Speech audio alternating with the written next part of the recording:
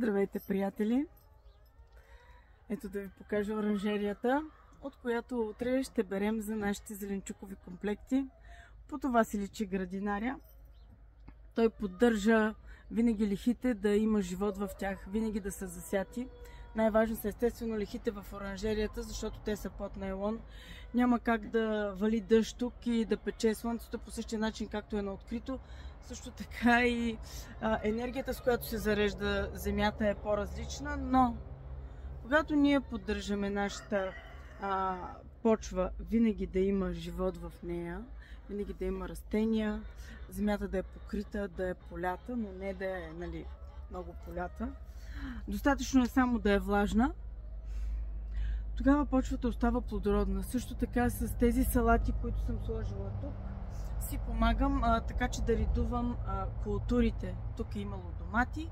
Тази година отново ще има домати. Между тях има салата. Тези салати тук, които са, това е втората реколта.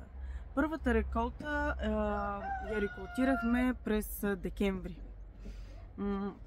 Края на ноември, началото на декември засяхме тези. Времето беше топло, пораснаха до сега. Виждате, за доста дълъг период обаче. През зимата салатата пораства, обикновено пораства за един месец, естествено, ако гледате и с химия. Тя ще порасне сигурно за един месец, няма даже 20 дена, но тук в случая нещата стоят по-различно.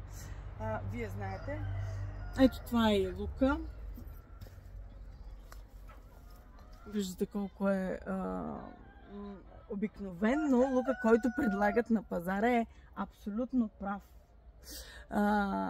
Ето това е лук, който е от балучка или от лук, който е бил дребен, когато сме го вадили. Ние го слагаме в земята и правим зелен лук от него. Виждате перата как са налягали. Ето тук по същия начин колко е накъдрен, така да кажа. Такива са нещата, когато всичко е от природата. Тук няма изкуствени подобрители, изцяло е това, което си е. И когато бактериите, компостните бактерии и компостните гъби доставят хранителните вещества на растенията, тогава и те порастват. Сега, когато е студено, естествено, този процес е много по-бавен. Затова и растенията растат по-бавно. Ето това е спанак. Ще наберем и малко спанак утре. Също така ще наберем и рукола. Сега ще ви покажа каква хубава рукола имам. Ето тук. Ето това е моята рукола. Много е крехка и много е хубава, много е чиста, защото тук в оранжерията не влизат абсолютно никакви животни. Единственото нещо, което е сложено тук, това е оборска тор от крава. Също така земята е поливана с компостен чай, също от кравешка тор и други билки, които съм сложила. Така че тази земя е абсолютно чиста. Няма тук да са минавали някакви животни, да я газят, да я кълват, да я ровят. Аз, честно казано, не обичам. Някой казва, пусни кокошките, ще изчистят градината. Ама аз не искам, защото те ще изровят земята и ще ми изядат всичките черви. Аз не искам. Това са моите безплатни работници. Аз не искам да ми ги изядат кокошките, защото ще ли да ми изядат и голите охлюви. Аз нямам голи охлюви. Въпреки че ползвам слама, голи охлюви нямам. Защо? Защото ползвам каменно брашно. Първо, защото биологията на моята почва е чиста. Чиста защо? Защото има компостни бактерии и компостни гъби. В нея няма алкохолни ферментации, за да имам и охлюви. Да, имала съм охлюви. Преди 3 години имаше такава напаст от охлюви, но сега нямам. Защо? Защото използвам тор от крава, ферментации и затова имам такива добри резултати. Това беше моето представяне за салатите, които ще ядете утре. Лука.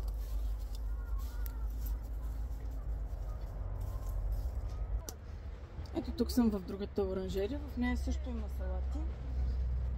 Тук на тези редове, това е раса салати, е имало салати. Както и на този ред, ето там, където е спанак. Там също е имало салати. Ние сме ги рекултирали и сме сложили спанак. Сега този спанак не знам кога ще го рекултираме, но тук тези салати, когато ги махнем, вече ще дойде време за разсада. И аз ще сложа разсад тук, който ще отглеждам още 3 месеца. Ето това е също лук от балучка, от лук, казах ви, който е по-дребничък. Виждате перата как стоят, но това е съвсем нормално. При условие, че лукът не е с никакви други такива химични подобрители, а само това, което има в моята земя. Ето това е първата ни оранжерия. Отново тук има също салати, имам даже и червени салати. Лукът е от външната страна, виждате как съм го подредила. Много е важно да се поддържа живота в почвата. Така ние не губим нашите компостни бактерии и компостни гъби. Ето тук, това е другата оранжерия. Това е оранжерията с печката.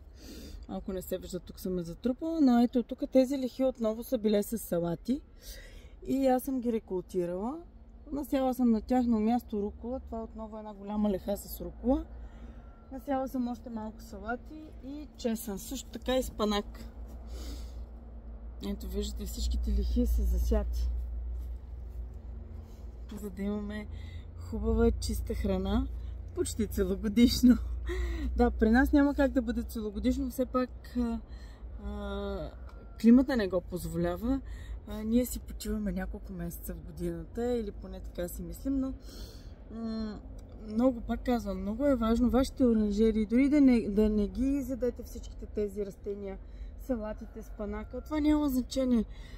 Важно е да се поддържа живота в почвата, защото оставите ли я да е суха, оставите ли я да им е студено и да е гола най-вече,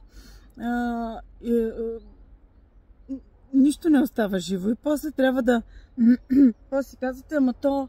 Аз първата година гледах домати и те бяха много добре, втората година горе-долу и вече на третата година не ми стават доматите, те ми боледуват, дори в оранжерията ми. Това е причината. Причината е, че оставяме почвата гола. Ето тук тези няколко лехи, 3, те са на открито. Ето виждате, има салатки, има лук и ги загъвам с агрил и найлон. Те са посадени ноември месец на открито. Изкарали са зимата отворени и когато дойде февруари, тогава слагам агрил и найлон. Стимулирам растежа, така че да може да е по-топличко. Били са отвити, за да може никога да не изсъхват. Това е много важно.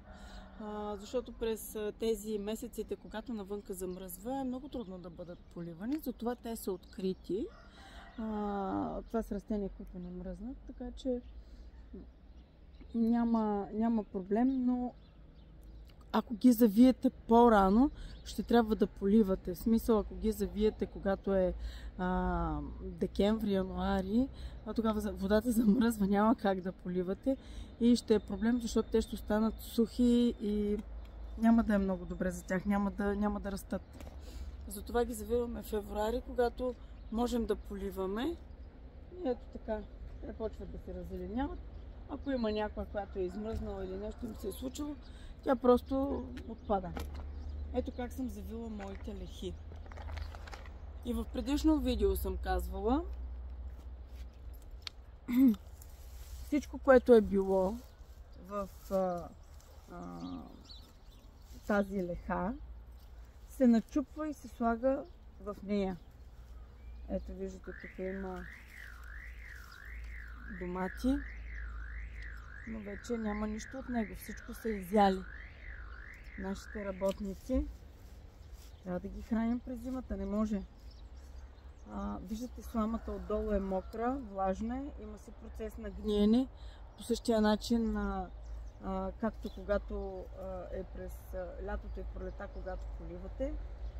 Ето това е оборския тор, който аз съм сложила върху растенията, които съм начупила. Така са станали по-вкусни за червеите, за компостните бактерии и за компостните гъби. И така, ето моите лихи.